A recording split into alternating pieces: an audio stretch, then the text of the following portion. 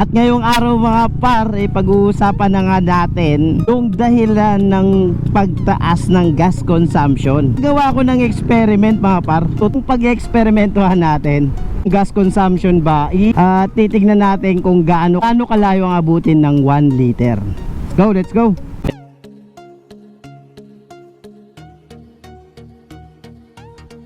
5.5 to, hindi ito 110.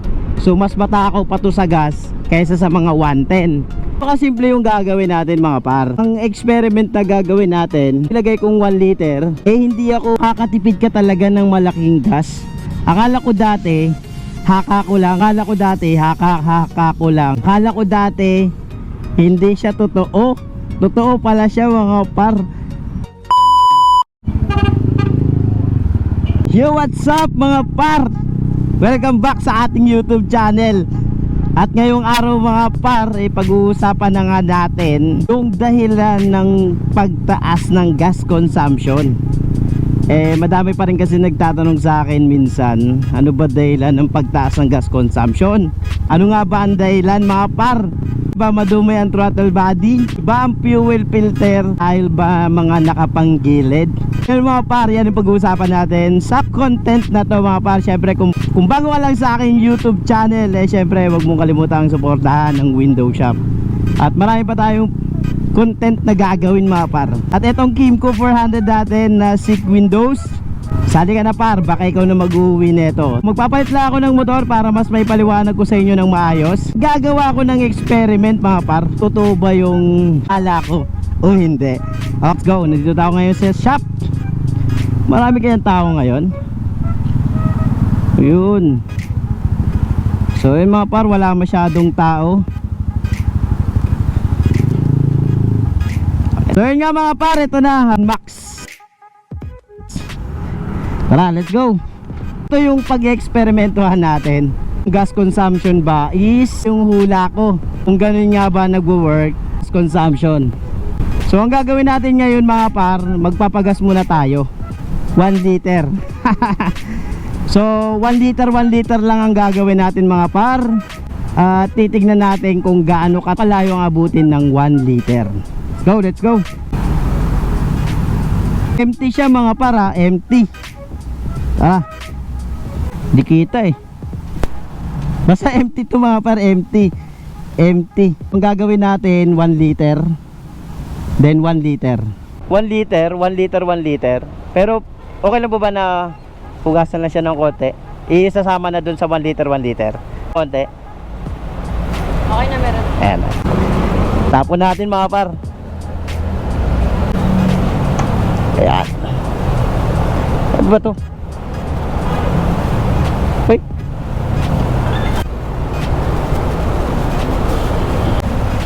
Kakabaklas ko lang Ayan. Papagas na tayo, natanggal lang. Liter. Motul baka naman. Specs na itong motor mga papar, nakaano tong gilid, local torque drive. Dito mamaya titignan natin kung ilang kilometro bago maubos yung 1 liter. Ang premium po 72 po. 72. 73 na po.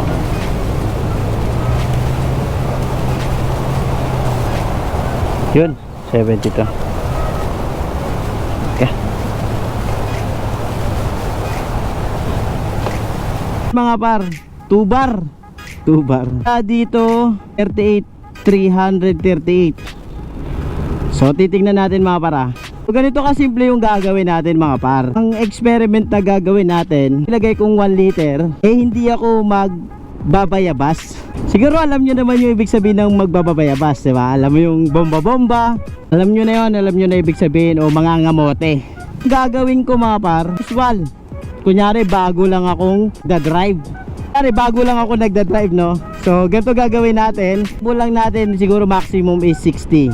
Siyempre pag nandun tayo mamaya sa Osmeña, hindi tayo pwede mag 60. Possible mag 80 tayo doon kasi bawal naman talagang mabagal doon. Mamaya maaksidente pa tayo. Na-experiment natin mga par, gaano kalayo ang aabutin ng 1 liter sa ganitong sistema ng pagpapatakbo. Let's go. May ambon pa. EDSA pala ang daan natin. Kasi may pupuntahan ako, may utos yung misis ko eh. So EDSA tayo dadaan ngayon mga par. Sana wala na masyadong ulan doon. Dito tayo sa Farmers. So upon checking mga par, eto na yun, 55 tama ba? Yan, 55 na siya. Start tayo ng 38,338. Ngayon 38,355. 20 kilometers na natatakbo natin. Nandito na ako sa Muñoz, reaching 24 kilometer na. 25 kilometer na. Pakalawa ka na. Ano na siya mga par? 26 pip up. Now 29 kilometer per liter. Diba? Iba yung mahataw, diba? Isipin nyo, grabing gasolina yung natasayang doon sa mga humahataw na yan. So ako chill lang, tipid ako sa gas. Bali naka 30 kilometer na tayo. So hindi pa natin alam kung aabot ng 40 to o lagpas. 55 to, hindi ito 110. So mas matakaw pa to sa gas kaysa sa mga 110. So mga 110, 125. So next natin i-review yung 110, 125 naman mga par. Nandito na tayo sa Delpan. As of now 36 kilometer na. 38, magte-39 kilometer per liter na lang, 40 na. Ito maabot ng 50. So neto na tayo mga par, 40 kilometer per liter, and still umaandar pa yung NMAX. Kaya kung isa ka sa palahataw, sa palabomba, huwag mong asahan na magtitipid dyan sa gas. Grabe, napakatipid pag ganito yung habit mo. 2 kilometer per liter, 45 per liter. So maandar pa rin yung ating motor. Sa Makati, papunta na ako ng Arnaez. 46 na siya mga par. Dito sa punto na to, maubusan na ako ng gasolina. Hindi na ako pwede dyan sa gitna kasi baka mamatayan ako bigla. So dito na ako sa gilid.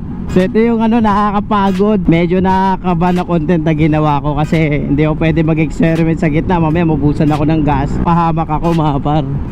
Natuyo na ako. Inabot na ako ng alas 3 sa content na to. Napakahirap. Sobrang sakit na ng katawan ko mga par. 47 na mga par, 47 as of now. 48 na siya mga par. Nasa ganitong way ng pagto-throttle pa lang is makakatipid ka talaga ng malaking gas. Akala ko dati haka ko lang nung way ng pagto-throttle. Akala ko dati hindi siya totoo. Totoo pala siya mga par. 53 kilometer. Nakakapagod lang talaga yung content na to. 54. So baka sa shop na to maubusan ng gas. 57 per kilometer. Sobrang tipid rin, grabe. So inaantay ko na lang itong mga par maubos. Ito yung pinakamatagal na content na ginawa ko.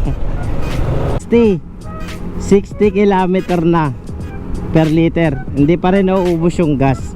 Pagod na ako. 66 kilometer 66 kilometer per liter. Naka tayo, naka 68. So ang problema na ubos na siya, tingnan mo. Oh. So totally mga par, ayan na. Alright. Kaya tingin ko nga, wala na. Mamatay na ako. Wala na. So ito mga par, wag nyong sasanayin. Ito mga para tips ko sa inyo. Wag nyong sasanayin na ang motor nyo laging empty sa gas. Lalo na sa mga fuel pump nasa taas. Wag nyo pong sasanayin ang inyong motor na laging empty. Yan ang second na vlog ko mga par. Experiment ako kung legit ba yung pag laging empty is magkakaproblema ang motor mo. So ikakarga na natin mga par, eksakto 69. So kung nakikita mo 69, yan, kita naman siguro.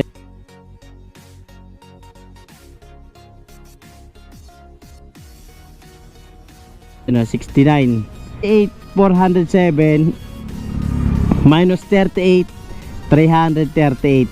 So 69 kilometer per liter. Chill ride yun mga par, medyo matagal nga lang siya kasi sinimulan ko siya kaninang alas 10, di ba?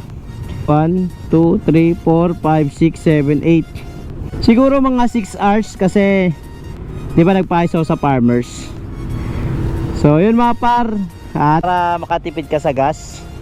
At syempre, ko pa rin kung paano mo gagamitin ang motor mo. Abangan nyo na lang yung part 2 kung gaano ko naman kabilis uubusin ang 1 liter. Window shop mga par, huwag nyo kalimutan na mag-subscribe at suportahan nyo ang aking vlog. So ikakarga ko na muna yung eto. Ayan. So sa next content natin mga par, ipapakita ko naman sa inyo kung paano ko naman uubusin ng mabilisan itong 1 liter na gasolina. Hindi 1 liter na lang isa, 1 liter na gasolina. Saling ko na muna to, hindi ako makakauwi. Let's go!